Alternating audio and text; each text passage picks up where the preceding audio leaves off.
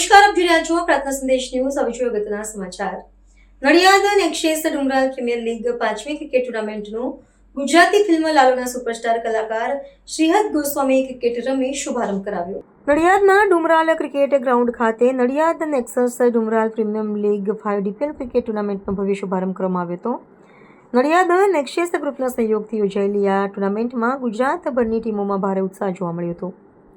ટુર્નામેન્ટનો શુભારંભ ગુજરાતી ફિલ્મ લાલો શ્રી કૃષ્ણ સદાય સાહિત્યના સુપરસ્ટાર કલાકાર શ્રીહદ ગોસ્વામીના હસ્તે ક્રિકેટ રમીને કરવામાં આવ્યો હતો. તેમની ઉપસ્થિતિએ ખેલાડીઓ અને દર્શકોમાં ખાસ ઉત્સાહ જોવા મળ્યો.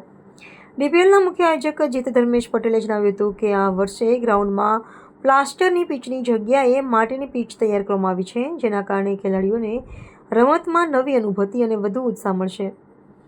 આ ટુર્નામેન્ટમાં સુરત, અમદાવાદ, રાજકોટ, વડોદરા અને ખેડા જિલ્લા તેમજ ચરોતર વિસ્તારની કુલ 64 ટીમોએ ભાગ લીધો છે. દર્શકો માટે વિશેષ વ્યવસ્થા રૂપે 20x10ની LED સ્ક્રીન મૂકવામાં આવી છે અને 1000થી વધુ લોકો મેચ નિહાળી શકે તેવી સુવિધા પણ કરવામાં આવી છે. ટુર્નામેન્ટમાં વિજેતા ટીમને ₹1,11,000 રોકડ ઇનામ અને ટ્રોફી, રનર્સઅપ ટીમને 51,000 અને ટ્રોફી તેમજ મેન ઓફ ધ સિરીઝને 32 ઇંચનું LCD ટીવી એનાયત કરવામાં આવશે. મારું નામ જીત પટેલ, મારા જો ઋષિ પટેલ અને રુદ્ર પટેલ. हम लोग को આપણે ડુમરાલ ક્રિકેટ ગ્રાઉન્ડના મેદાન પર ઊભા છે. આ સતંદર 5મું વર્ષ છે ડુમરાલ પ્રીમિયર લીગનું. આ 5મું વર્ષમાં ઘણું બધું ચેન્જ કર્યું છે, ગ્રાઉન્ડને પણ બદલ્યું છે. આ ટાઈમે નવું વસ્તુ લાવ્યા છે. અમે પ્લાસ્ટરની પીચ કાઢીને हम લોકોએ માટીની વિકેટ બનાવી છે, જે કારણથી બોલરોને વધારે મજા આવશે. અને આજે હમણાં જ અમે ઓપનિંગ સેરેમની કરી. આના ઓપનિંગ સેરેમનીના તમે ઓળખતા હશો લાલો શ્રીહદ ગોસ્વામી, જે હમણાં ગુજરાતી બ્લોકબસ્ટર મૂવી હતું જે 100 કરોડની ઉપર કમાયું. એના ફિલ્મના મેઇન એક્ટર, લીડ એક્ટર જે કૃષ્ણ ભગવાન હતા, શ્રીહદ ગોસ્વામી, જે આયલા અહીંયા આગળ એમના હાથે ઓપનિંગ કરાયું. પીચ પર પહેલા બોલ નખાયો, રમ્યા. અને કેટલી ટીમોએ ભાગ લીધો છે અને કેટલા દિવસ ચાલવાનો છે? આ ટુર્નામેન્ટમાં 64 ટીમોએ 64 ટીમોએ ભાગ લીધો છે. 1000થી વધારે પ્લેયરો અહીંયા આગળ આવશે.